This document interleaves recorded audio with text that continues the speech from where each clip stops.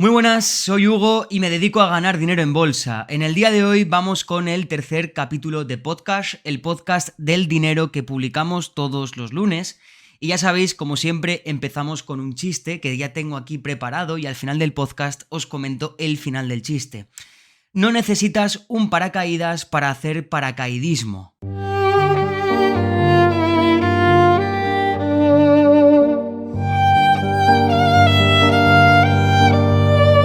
Pues nada chicos, en el podcast de hoy he recopilado varias noticias y una cosita que me habéis preguntado por Instagram, que ayer mismo estuve haciendo como una ronda de preguntas para enfocarlas directamente al podcast y he cogido una de ellas sobre en qué sectores no habría que invertir o al menos qué sectores no recomiendo invertir en bolsa y también lo comentaremos en este vídeo. Pero antes de nada deciros que feliz año, ya empezamos el año 2024 creo que estamos ya, así que feliz año a todos, espero que lo hayáis pasado genial, que lo hayáis disfrutado con vuestras parejas, vuestros amigos, vuestros familiares o si lo habéis pasado solos, pues también espero que lo hayáis pasado súper bien.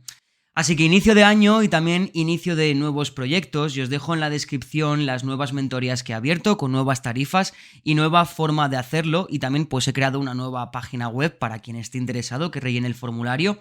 Yo me pongo en contacto contigo y, bueno, pues vemos a ver si hacemos o no mentorías. Luego también en la descripción os dejo la newsletter completamente gratuita en la que envío 2 correos semanales hablando de finanzas, hablando de inversiones, hablando de analizar empresas y todo esto y con un enfoque de hacerlo mucho más sencillo, más didáctico, más entretenido para todo el mundo. Así que lo tenéis todo en la descripción, no me demoro más en empezar ya con lo que nos concierne en este podcast y vamos a empezar directamente con una de las dudas que me habéis preguntado a través de Instagram de Hugo, ¿en qué sectores no nos recomiendas invertir en bolsa? Y he recopilado aquí, he hecho un pequeño esquema de algo que quiero tratar porque esta pregunta creo que es importante resolverla de una forma correcta o de la forma más correcta posible para que se entienda perfectamente. Y bueno, el primer sector en el que no recomiendo invertir, ni muchísimo menos, no es ningún sector concreto, sino que es cualquier sector que no entiendas. ¿Por qué? Porque todos tenemos un círculo de competencias y creo que es bastante necesario que sepamos qué círculo de competencias es el nuestro y que no nos tenemos que salir de nuestros conocimientos. Si tú eres una persona que eres ingeniero, por ejemplo, probablemente entiendas muy bien empresas que se dediquen a ingeniería o empresas que se dediquen a ser intermediarios entre proveedores de servicios de ingeniería. Por lo tanto, yo lo que te recomendaría en ese caso es que hagas una lista con todos tus conocimientos, que veas en lo que mejor se te da y que intentes centrar tus inversiones y tus análisis y tu dinero al fin y al cabo en aquellos sectores que tú ya sepas algo sobre ellos. Mucho mejor empezar por sectores que tú ya conoces, que no es algo completamente desconocido para ti, que no es una tierra hostil, e ir directamente y abarcar primero esos sectores del mercado en los que ya conoces algo. Recordemos que hay más de 55.000 empresas cotizadas en todo el mundo y sí o sí van a haber empresas que tú ya conozcas de por sí su modelo de negocio, ya solamente por tu conocimiento vital al respecto de ese sector. Por ejemplo, yo en mi caso, ¿vale? Yo no invierto en bancos ni tampoco invierto en farmacéuticas. Porque primero, los bancos es otro sector que os quería comentar que no invirtáis, ¿vale? Es el sector número 2, a menos que seáis banqueros. Y es que tampoco os lo recomendaría porque ni siquiera los propios banqueros conocen bien el modelo de negocio de un banco. Un banco no deja de ser una caja negra. Un banco juega en otra liga. Es completamente diferente el juego de un banco y el modelo de negocio de un banco. Vosotros pensar que este sector es el único sector al que se le permite endeudarse 10, 15, 20 veces por encima del valor del propio banco. Por lo tanto, saber analizar eso es muy complejo. Y ya no solamente que sea muy complejo por las dimensiones de deuda que pueda acarrear un banco, sino por todas las bifurcaciones y líneas de negocio que puede tener un banco. Vosotros pensar que ya solamente la línea de negocio de créditos, de otorgar créditos para hipotecas o créditos menores para un coche, para lo que sea, ya tiene muchísimos componentes internos que tienes que conocer bien para no cometer ningún error a la hora de entenderlo correctamente. Y un banco no solamente tiene líneas de créditos, tiene muchísimas más cosas. Entonces, lo más recomendable para invertir con conocimiento es conocer en lo que estás invirtiendo. Y os puedo asegurar que hay 1001 sectores mucho más fáciles que el sector bancario. Ni siquiera un banquero entiende bien cómo funciona un banco. Por eso mismo sucedió lo que sucedió en la época del 2008 con la crisis de las hipotecas subprime. ¿Por qué? Porque es que ni siquiera los banqueros sabían las dimensiones del error que estaban cometiendo. Porque ahí, a pesar del juicio social de esto lo hicieron los banqueros para lucrarse, bueno, la iniciativa era para lucrarse, pero al final, por desconocimiento de los propios banqueros, ellos mismos cayeron. Para que veáis la complejidad del sistema bancario, no merece la pena, a menos que seas un experto absoluto en el tema bancario, no merece la pena arriesgarse a introducirse en un modelo de negocio o a invertir tu dinero que tanto te ha costado conseguir en un modelo de negocio tan hipercomplejo, existiendo modelos de negocio súper sencillos como el de Domino's Pizza, que es hacer pizzas, no tiene más. Hay modelos de negocio muy sencillos. Una de mis empresas favoritas es Edilizia Acrobatica, es una startup italiana muy pequeñita, el cual el CEO, el pobre hombre, falleció hace muy poco, que era un gran CEO, muy bueno, y es un modelo de negocio súper sencillo. ¿A qué se dedica Edilizia Acrobatica? Se dedica simplemente a reparar fachadas. Estos típicos trabajadores que a veces vemos colgados de los grandes edificios o de los rascacielos pintando una fachada o reparándola, se dedican a eso. Muy simple. ¿A qué se dedica la empresa? A colgar trabajadores de las fachadas y repararlas. Ya está. ¿A qué se dedica una farmacéutica? Otro sector en el que no recomiendo invertir a menos que conozcas del sector. Si sabes sobre el sector, si eres farmacéutico, si eres químico, igual ese sector puede ser bueno para ti. Pero para mí, yo no tengo ni idea de nada referido a medicamentos, a medicinas, a cómo funcionan las enfermedades. No tengo ni idea. Por lo tanto, me alejo, porque yo veo un informe de una farmacéutica, me pongo a leerlo y no entiendo nada. Entonces, no meto mi dinero en aquello que no entiendo. Y otro sector que os quería comentar son todos los sectores no instaurados.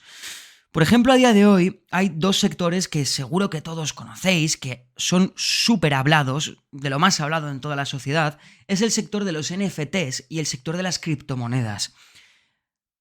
Antes de que se me hatee, antes de que se me diga cualquier cosa, dejarme explicarme. Los NFTs y las criptomonedas está claro que va a ser la tecnología del futuro. Y también están teniendo, sobre todo el sector de las criptomonedas con la blockchain, con la tecnología blockchain, ya está formando parte de la tecnología presente, pero formará parte aún más de la tecnología del futuro.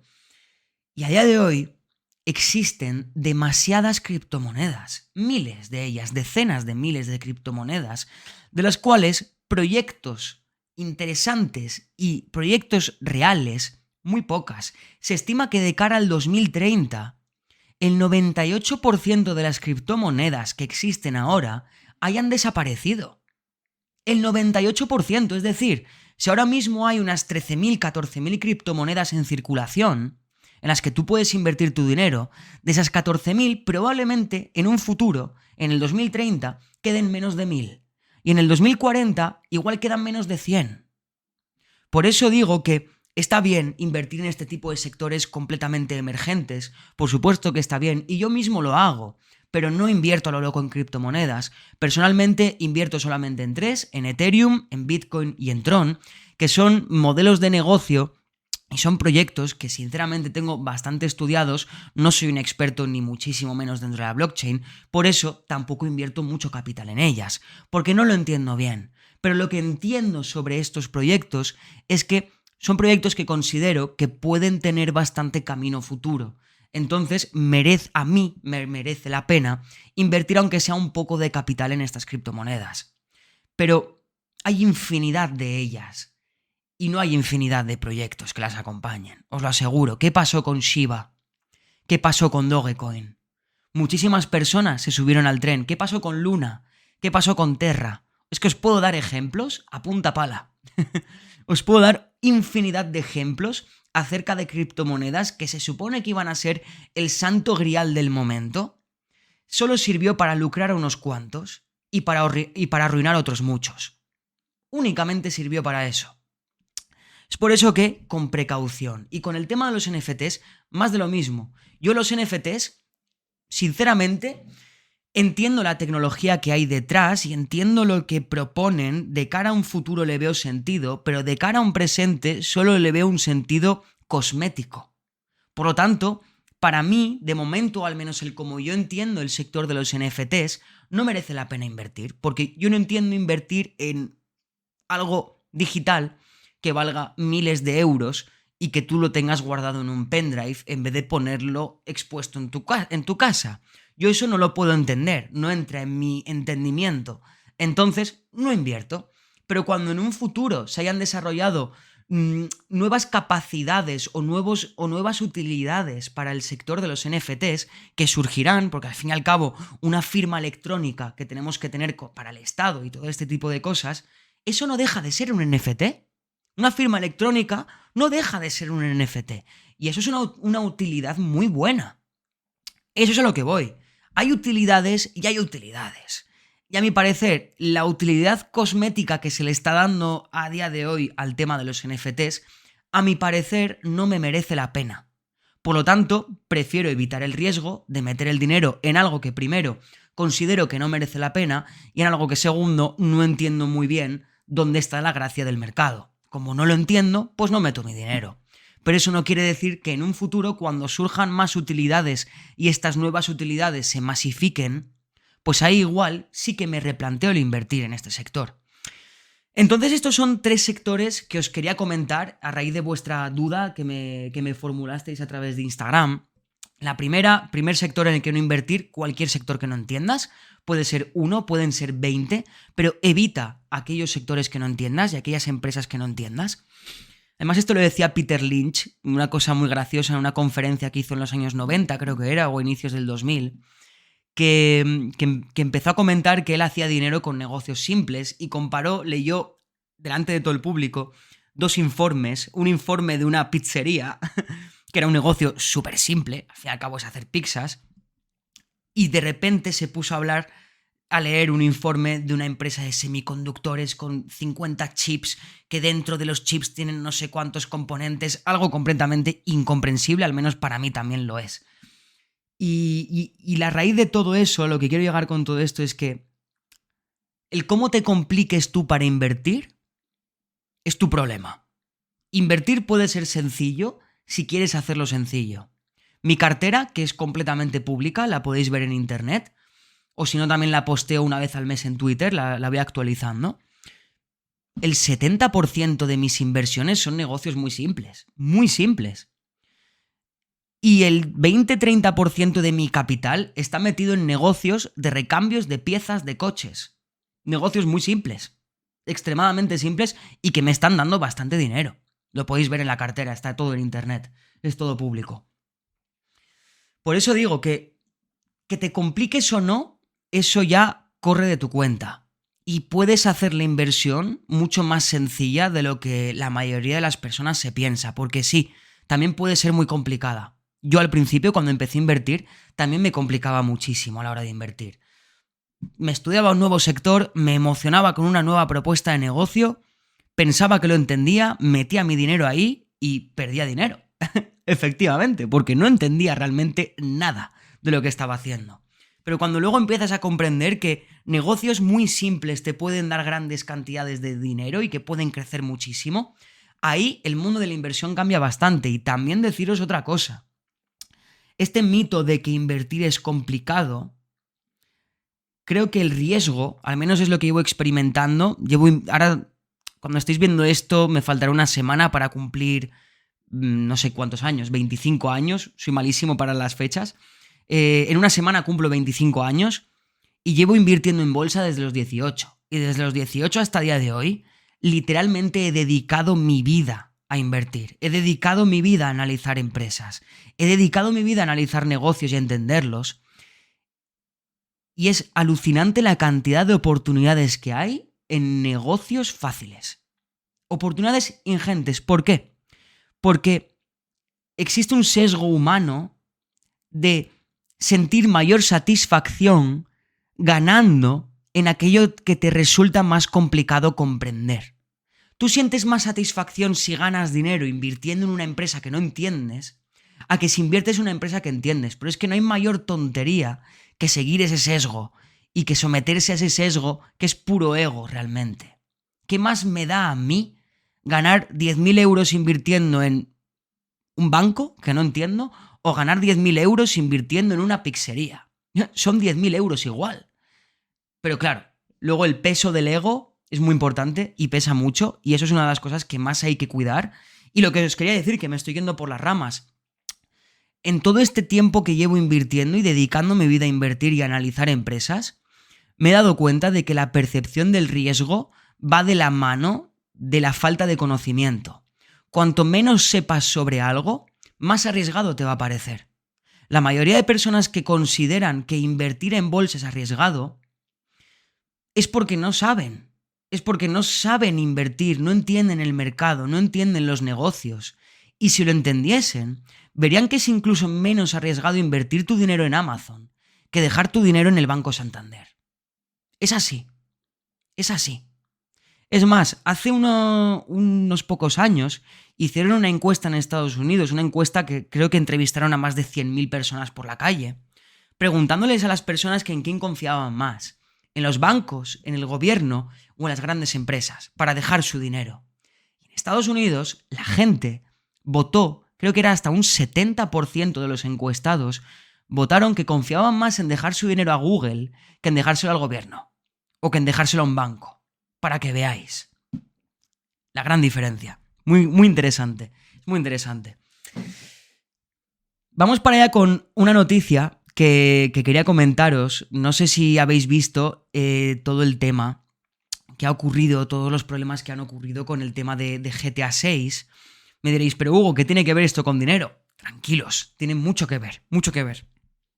GTA 6, un juego en el que para su desarrollo se ha invertido no solamente 2.000 millones de dólares, la mayor inversión en un videojuego en toda la historia, no solamente esta mega inversión, sino también 12 años de desarrollo. 12 años de personas trabajando en un videojuego. ¿Y qué ha ocurrido? Bueno, pues hasta hace unos cuantos meses, muy pocos meses, un niño, un hacker de 18 años, hackeó Rockstar y publicó cosas de GTA 6.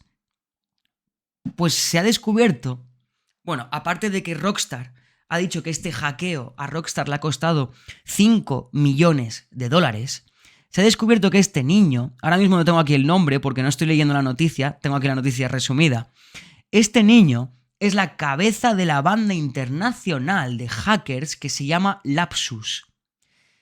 Y tiene 18 años y es el líder de una de las mayores bandas de ciberdelincuentes de todo el mundo, y se estima que este niño, con 18 años, sus padres han dicho que no tenían ni idea de lo que hacía en su cuarto. Los padres decían que pensaban que su hijo estaba jugando al ordenador. Pero este niño se estima que ha ganado 14 millones de dólares hackeando grandes empresas. Su modus operandi, junto con su banda, era ir a grandes empresas, quitarles información, quitarles datos y amenazarles diciendo, oye, o me dais X millones de dólares o publicamos esta información. Y pues con algunas empresas colaba y con otras empresas no colaba. Pero así, con la tontería, el niño ha hecho 14 millones de dólares. Y hasta hace poco, hace 2 días, bueno, cuando estéis viendo el podcast habrán pasado 4 días, se ha vuelto a linkear cosas de GTA 6, de Rockstar, concretamente lo más importante de todos y que puede poner muy en peligro el desarrollo del videojuego y el lanzamiento del videojuego. Y es que se ha filtrado y se cree que ha sido otra vez este chaval o alguien de su banda. Vais a flipar con esto. Se ha filtrado todo el código fuente del videojuego. ¿Qué es el código fuente? Para quien no lo sepa. Pues es lo más importante. Es como que hayan filtrado tu ADN y lo puedan manipular al público, ¿vale? Como si tu ADN lo cogen, se publica en Twitter. Imagínate que tu ADN se puede desfragmentar, se puede manipular y todo el mundo puede manipularlo. y te destrozan, porque te manipulan, te están cambiando cosas. Pues eso es lo que ha pasado.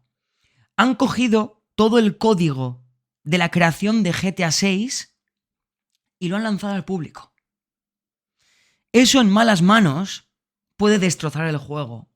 O literalmente pueden coger el código y patentarlo. Y ahí le tocaría pagar a Rockstar. Aunque espero que Rockstar pues ya tenga el código patentado. Espero que sí. Es una empresa que vale miles de millones de dólares, por lo que me cuadraría bastante que ya se hayan anticipado a estas cosas. Pero linkear el código fuente de un videojuego que además con una inversión de 2.000 millones detrás, vosotros pensar que ese código equivale a 2.000 millones de dólares. Más todo el dinero que van a generar con el videojuego. Con GTA V, creo que la inversión en el juego fueron de 700 millones y facturaron 4.000 millones. Con GTA 6 la inversión fue de 2.000 millones, por lo tanto la facturación esperada es que incluso puede llegar a los 10.000 millones. Que se haya linkeado el código de este código, el código del GTA 6, que equivale a 2.000 millones presentes, pero a 10.000 millones futuros, quien sea el responsable de esta filtración, espero que en su país no exista la pena de muerte, porque probablemente lo sea, si existe en ese país. Es un ataque gravísimo, gravísimo. Para la gente que no juega videojuegos, puedo entender que no lo vean tan grave, pero vosotros pensar que son 12 años de desarrollo de un videojuego en el que están implicados miles de trabajadores, que probablemente no estén bien pagados, que no tengan muy buenas condiciones, y una inversión detrás millonaria. Las repercusiones de esto es gravísimo, es muy grave, y realmente peligra bastante el lanzamiento del GTA 6 y a ver qué sucede. Ya probablemente lo comentaremos para el próximo podcast, a ver qué es lo que ha sucedido y a ver cómo se ha desarrollado todo esto. Pero realmente es una noticia muy pero que muy grave. Vamos para allá con una reflexión que he visto a raíz de un gráfico que ha lanzado JP Morgan. Y es algo que quiero comentar que es bastante importante. Os lo pondré aquí en pantalla para los que estéis escuchando el podcast en YouTube, podáis ver también la gráfica. Y lo que estáis viendo ahora mismo es la representación de la frase de que la gente no ahorra. ¿Vale? Estamos viendo un gráfico que ha dado JP Morgan, un gráfico desde el año 1960, ¿vale? En la que vemos que el ratio de ahorro per cápita, es decir, por individuo, en Estados Unidos ha ido en decadencia hasta el 2008, ¿vale? Ha ido en decadencia hasta el 2008, esto lo podemos extrapolar a cualquier otro país y a cualquier otro continente.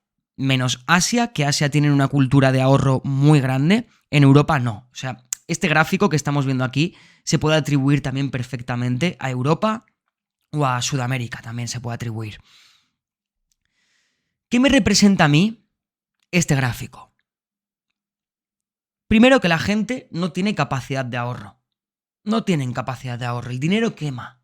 El dinero en el bolsillo quema. Y parece que existe la necesidad intrínseca en el humano de que cuando tiene dinero hay que gastarlo. Y eso es absurdo. Eso es completamente absurdo.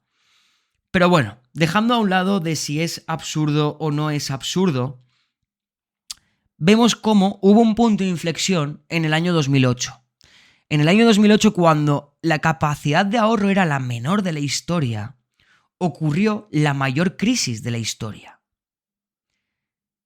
¿Y qué pasa cuando ocurre una gran crisis y tú no tienes dinero ahorrado?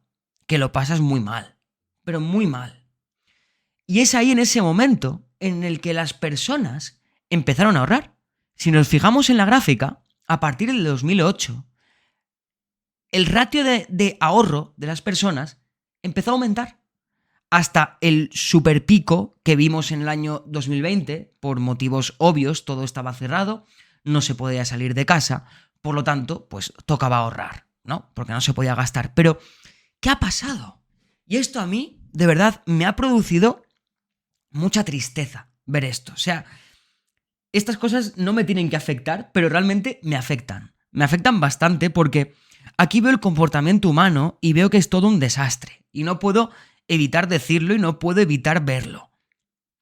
Y es que durante la época del 2020, el ratio de ahorro fue un ratio, el mayor pico de la historia desde los años 60. ¿Y qué pasó en la reapertura? Todo el mundo se fulminó lo ahorrado. ¿Qué sentido tiene? No tiene ningún sentido. No aprendemos. Y ahora mismo nuestro ratio de ahorro está cercano al ratio de ahorro del 2008. No tiene ningún sentido. En las crisis surgen muchos aprendizajes, muchos. Y en el 2008 se vio uno de ellos, que tras una tendencia bajista del ahorro, llegó la hostia económica, la crisis mundial, y la gente se hizo consciente de que, oye, igual tenemos que ahorrar un poco, lo que esté dentro de nuestras capacidades. Nadie dice que haya que ahorrar el 100% del sueldo, el 90%, nadie dice eso. Nadie. Pero ahorrar un poco es conveniente. Es de ser una persona consciente y responsable de tu presente y de tu futuro. Porque ya lo comentaba en otro podcast. No hay nada peor que puedas hacer en tu vida que cometer un acto ahora sabiendo que te vas a arrepentir de él en un futuro. Y si encima no eres consciente de que en un futuro te vas a arrepentir por no haber ahorrado nada en el presente, eso es lo peor del mundo. Eso denota una grandísima inconsciencia, una grandísima irresponsabilidad y una grandísima necesidad de que alguien se haga cargo de ti. En este caso me refiero al Estado, no me refiero a nadie personal. Pero, ¿qué veo yo en esta gráfica? Y me produce mucha tristeza y enfado, sobre todo enfado e indignación. Año 2008, crisis espectacular. Todo el mundo toma conciencia. Venga, ahorrar. Pero la conciencia se termina cuando la gente empieza a sobreahorrar. La gente durante el año 2020, cuando ocurrió lo que ocurrió, se vieron obligados a ahorrar de más. Y eso no puede ser. No puede ser. No puedo ahorrar de más. Me tengo que gastar la pasta en cuando pueda. ¿Qué sentido tiene? Fijaos que pasamos, en el año 2020, pasamos de una tasa de ahorro de casi el 16% al año 2021 a una tasa de ahorro de menos del 4%. ¿Qué es eso? Es que es, de verdad, no tiene sentido. No tiene sentido. ¿Cuántas crisis necesita el humano? Necesita la sociedad, no me refiero a toda la sociedad, obviamente hay gente que no es así, ni mucho menos, y los que estáis viendo este podcast, la gran mayoría no sois así, si no, no estaréis viendo un podcast de dinero o de gestión económica. Pero ¿cuántas crisis económicas necesita la sociedad para tomar conciencia del dinero?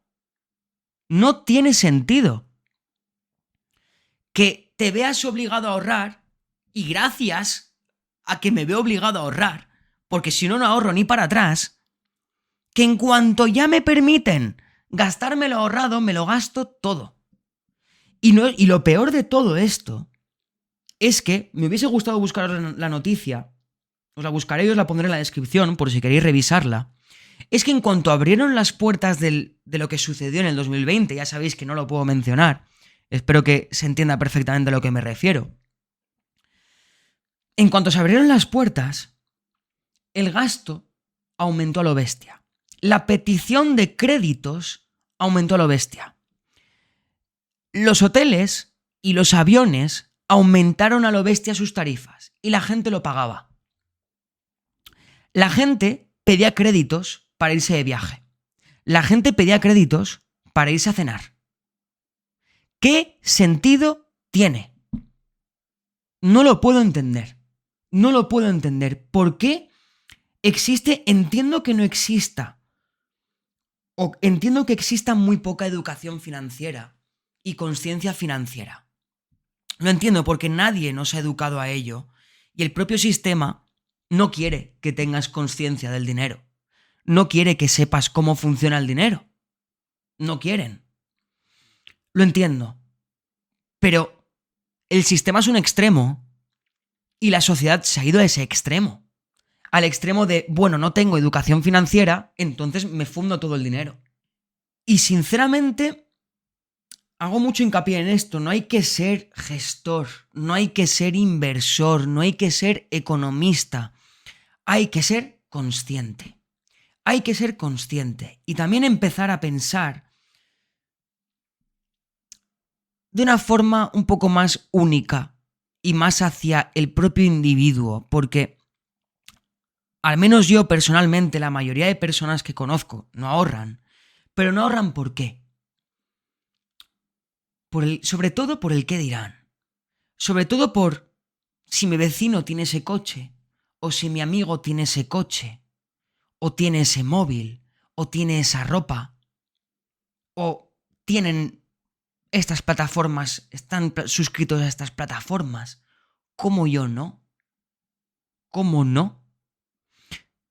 Por lo tanto, también creo que va de la mano, muy de la mano, la ausencia de ahorro para formar parte de una tribu, para no sentirte apartado de una tribu. Y eso realmente es un sentimiento mental, porque no es ni siquiera un sentimiento real, no lo es. Pero el miedo al que dirán es un miedo muy común que yo por suerte me he eliminado desde hace muchísimo tiempo. Llevo, hablando ya de mí, llevo subiendo, ahora tengo casi 25 años y llevo subiendo vídeos desde que tengo 11 años. Bueno, la cantidad de insultos que he recibido y la cantidad de degradaciones hacia mi persona y de todo son ingentes. He recibido comentarios de todo tipo. Me da exactamente igual el que dirán. Me da completamente igual. Pero a la gente no. A la gente no. Y el miedo al que dirán se extrapola a muchas cosas. No solamente a tu gestión financiera, sino a tu gestión de tu día a día, a tu gestión de qué haces con tu vida, a tu gestión de perseguir o no tus objetivos por el miedo al que dirán. Yo cuando empecé a invertir, cuando tenía 18 o 19 años, en ese lapso de tiempo, cuando empecé a invertir, mucha gente, y esto os lo digo de corazón, mucha gente se reía de mí. Me decían, bueno, Hugo, todo lo que sube baja. Eso que haces de invertir es como el Sportium, ¿no? Eso es como el casino, estás apostando. Comentarios así, pero prácticamente a diario. Y no solamente de las redes sociales, sino también de mi entorno. Hasta que empezaron a ver que en el 2020 fui el top 1 en Europa de Toro y el top 3 del mundo. Hasta que vieron que durante años estoy viviendo de las inversiones. Tengo clientes a los que educo a nivel inversiones. Ahí ya la gente se lo toma más en serio. Pero es que eso solamente lo vas a conseguir si te quitas el miedo al qué dirán, porque es que siempre van a hablar de ti, siempre. Y hagas lo que hagas, te van a decir algo. Porque otra cosa que acompaña el miedo al que dirán es cumplir aquello que la gente espera de ti. Por ejemplo, puede ser tu familia. En mi caso no, ¿vale? Yo he tenido esa suerte de que en mi caso no. Pero conozco, yo diría que la grandísima mayoría de gente de mi edad al menos, tienen un gran condicionamiento o un miedo mental a cumplir lo que sus padres esperan de ellos, a hacer la carrera que sus padres quieren que hagan, a estudiar aquello que sus padres quieren que hagan. Y eso es un grave problema. Es un grave problema que mina la moral, mina al individuo y te corta las alas por completo. Te las corta por completo. Porque si yo, por ejemplo, en el caso de mis padres, nunca ha sido así. Mis padres siempre me han animado y me han apoyado con aquello que yo quisiese hacer. Mientras que mientras estaba en mis estudios, en la ESO, bachillerato, mientras aprobase y fuese responsable con mi vida, que haga lo que quiera. En ese aspecto he tenido muchísima suerte. Pero hay familias que solamente te dan su validación si cumples con lo que esperan de ti. Si tus padres siempre te han dicho, ay, cómo me encantaría que mi hijo fuese profesor, o fuese ingeniero, o fuese abogado. ¿Cuántos? Yo conozco multitud de jóvenes de mi edad que han estudiado derecho o que han estudiado para ser maestros porque sus padres es lo que esperan de ellos. Y eso puedes vivir con ello en el corto plazo. Y te puedo llegar a comprar que vivas con ese pesar en el medio plazo.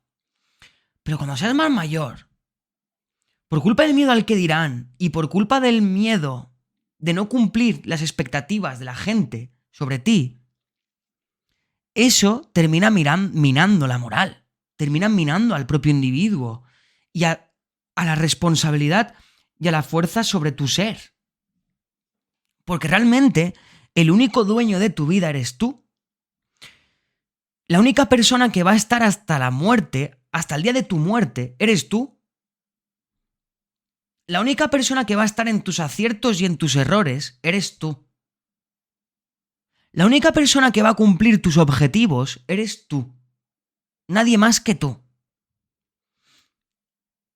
Es por eso que aunque cueste y aunque vivamos en una sociedad que prejuzga, que juzga, que señala, que te saca de su tribu si no eres como quieres que sean, o si no piensas como ellos quieren que pienses, que les den. Simplemente que les den. Porque además os voy a decir una cosa.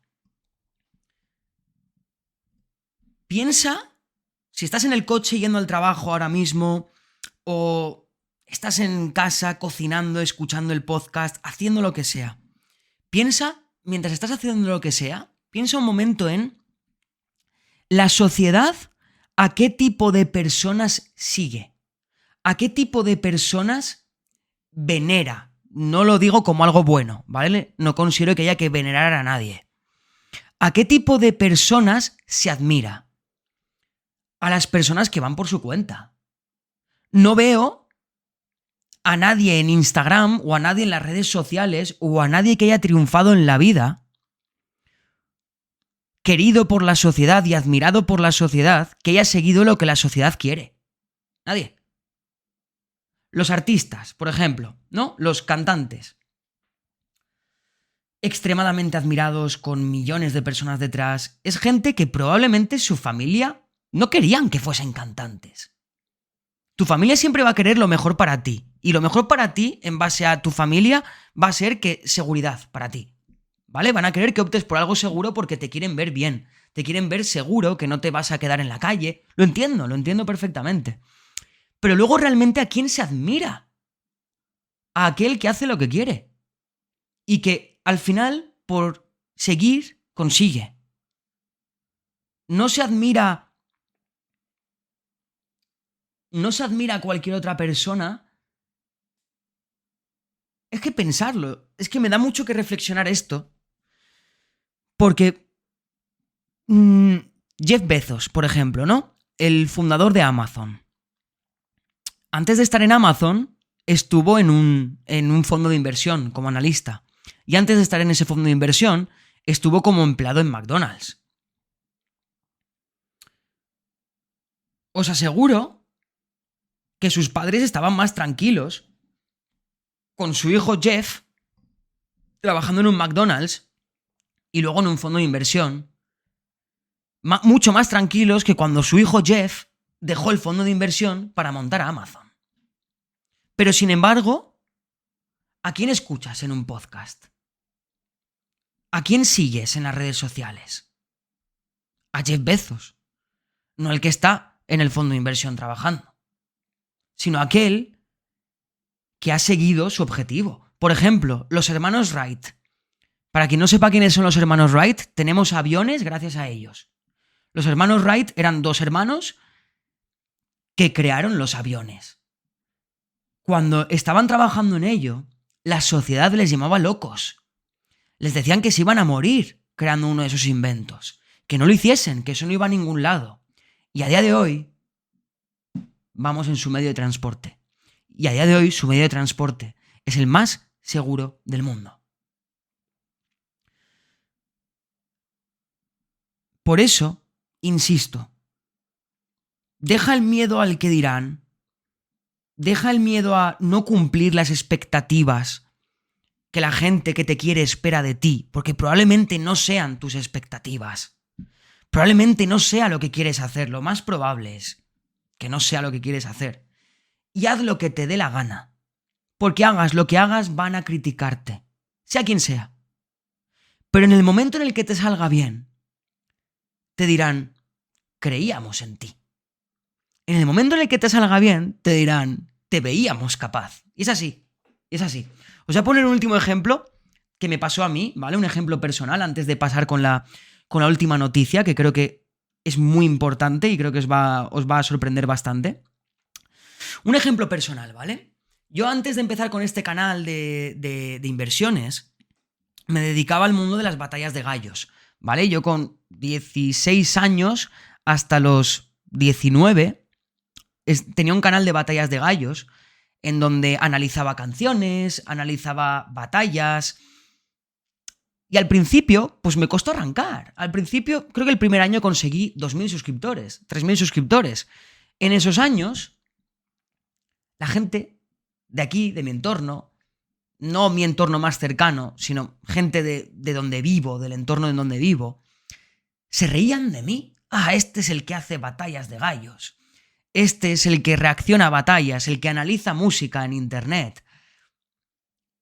2 años después, cuando ya dejé ese canal, porque me entró la pasión, descubrí mi pasión, que era el mundo de las inversiones, y decidí dedicar mi vida a esto, por eso dejé ese canal. Cuando dejé ese canal tenía 50.000 suscriptores. Está aún en internet, lo podéis ver en YouTube. Se llama Hugo Batallas de Gallos, lo tenéis ahí en internet si queréis. Cuando dejé ese canal, esos mismos que se reían de mí fardaban de que conocían a Hugo, el que hacía batallas de gallos. Me ofrecían dinero para yo subir sus canciones en mi canal. Por eso os digo, si haces lo que el resto quieren que hagas, vas a acabar como ellos. Es como vas a acabar, como ellos. No lo digo de una forma despectiva, ni mucho menos. Pero siempre la gente te va a dar su opinión en base a sus creencias limitantes que a sí mismos se imponen. Si haces caso a un amargado, vas a acabar amargado. Lo siento por esto que voy a decir, pero consejos fitness, si tú vas al gimnasio, ¿a quién vas a escuchar? ¿A Arnold Schwarzenegger o a un obeso que está en el McDonald's? ¿A quién vas a escuchar? Creo que es clara la respuesta. ¿A quién vas a escuchar para recibir consejos de la vida? ¿A una persona que está feliz o a una persona que está amargada todos los días en su puesto de trabajo y que vuelve a su casa amargado? ¿A quién vas a escuchar? Te recomiendo que escuches al que está contento. Te recomiendo que escuches al que está feliz. Te lo recomiendo. De verdad, merece la pena. Es muy importante redireccionar nuestros oídos hacia buenas voces. Es muy importante. Y si esas buenas voces no las tienes en tu entorno, las puedes encontrar en internet. Exponte a ellas y encontrarás a gente así. Yo cuando empecé con todo este mundillo del emprendimiento, de la inversión y todo eso, no conocía a nadie emprendedor. A nadie. Absolutamente nadie. A día de hoy tampoco conozco a muchas personas, pero conozco a personas. Y aunque sean pocas, me da más vida de la que me quitan el resto de personas. Os lo aseguro. Por eso os digo, merece la pena luchar por tus objetivos. Merece la pena luchar por aquello que quieres. Aunque estés una larga temporada sufriendo para conseguir lo que quieres. Sufre. Porque si no, sufrirás toda la vida. Porque habrás visto que has hecho lo que otros querían y no lo que tú querías. Así que mejor sufre para conseguir lo que quieres en la vida y no sufras toda la vida por seguir consejos que no te llevan a ningún lado. Última noticia, antes de terminar el podcast y antes de contaros el final del chiste, que es un chiste muy bueno. La UFC, ¿vale? Estuve investigando un poco sobre la UFC, sobre para quien no lo conozca, esta competición de lucha libre, de artes marciales, que se realiza en un octógono, no es como la WWE, que eso pues es como lucha fingida, por así decirlo. La UFC es lucha real. En un octógono, que es un fenómeno que está creciendo muchísimo en Estados Unidos, últimamente cada vez más. Actualmente, este modelo de negocio está valorado en 4.000 millones de dólares. 4.000 millones. Es una empresa privada, ¿vale? No se puede invertir en UFC. Ojalá, porque yo invertiría en ella. Además, volvemos al inicio del podcast. Es un modelo de negocio muy sencillo. Son peleas en un octógono. No tiene más. 4.000 millones de dólares genera al año... No, valorada en 4.000 millones de dólares y genera anualmente 1.100 millones. Pero lo mejor de todo esto no es lo que genera al año, que ya es una barbaridad, 1.100 millones, sino que lleva 3-4 años con un crecimiento anual del 20%. Eso quiere decir que en cada 4 años y medio se va a duplicar el tamaño de la UFC. Si ahora mismo la UFC está valorada en 4.000 millones, en 4 años va a estar valorada en 8-9.000 millones. En 8 años igual está en 15.000 millones de valoración. Claro, esto si mantenemos los datos solamente en los países en donde opera, que sobre todo es en Estados Unidos y de vez en cuando en algún que otro país de Europa o en algún que otro país árabe, como Dubái, que cada vez está abriendo más las puertas a esto. Pero es que probablemente, no sé si sabéis quién es Ilia Topuria. Me encantaría traer a Ilia Topuria aquí al canal, porque creo que podríamos hablar bastante sobre el dinero que hay dentro de la UFC. Hay mucho dinero. Y sobre el futuro de ello, y además Ilia Topuria es un gran motivador, me encantaría traerlo. Ya veremos, se intentará. Pero Ilia Topuria tiene este mes, o el mes que viene, no me acuerdo, la batalla por el título. La pelea por el título mundial de su peso contra Volkanovski. Y bueno, todas las apuestas apuntan a que va a ganar porque además Ilia Topuria va invicto. No ha perdido ni una pelea profesional. Ninguna. Es buenísimo. Pero es que su propósito para este año, al menos es como lo que ha dejado caer, es traer la UFC a España.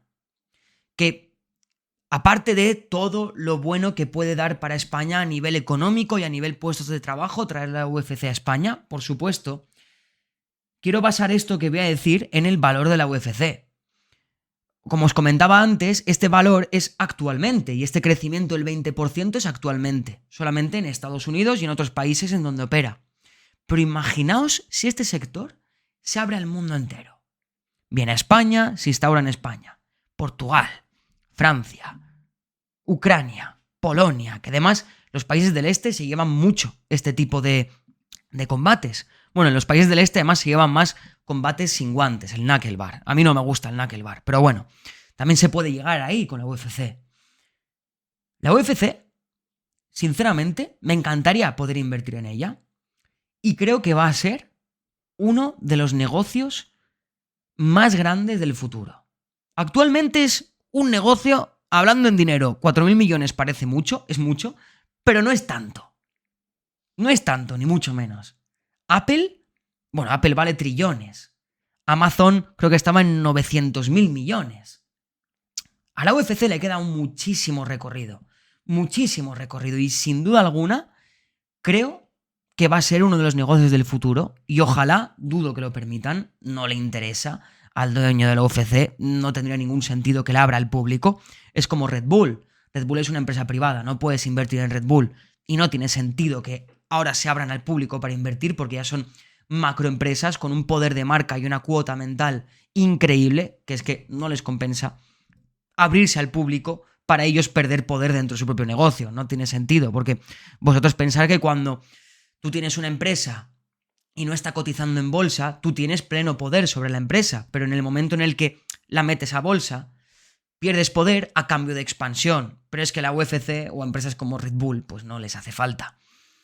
Pero me encantaría, y que aquí quede dicho en el podcast, la UFC va a ser uno de los grandes negocios del futuro. No me cabe ninguna duda que el crecimiento que va a tener va a ser increíblemente grande. Así que nada, Chicos, os cuento el final del podcast, el final del chiste, perdonar. A ver si os hace gracia. Y vamos cerrando por aquí. Y ya nos despedimos hasta el lunes que viene, ¿vale? Recordar cómo era el inicio del chiste. No necesitas un paracaídas para hacer paracaidismo. Necesitas un paracaídas para hacer paracaidismo 2 veces. Nada, gente. Nos vemos en el próximo podcast. Gracias por escucharme. Chao.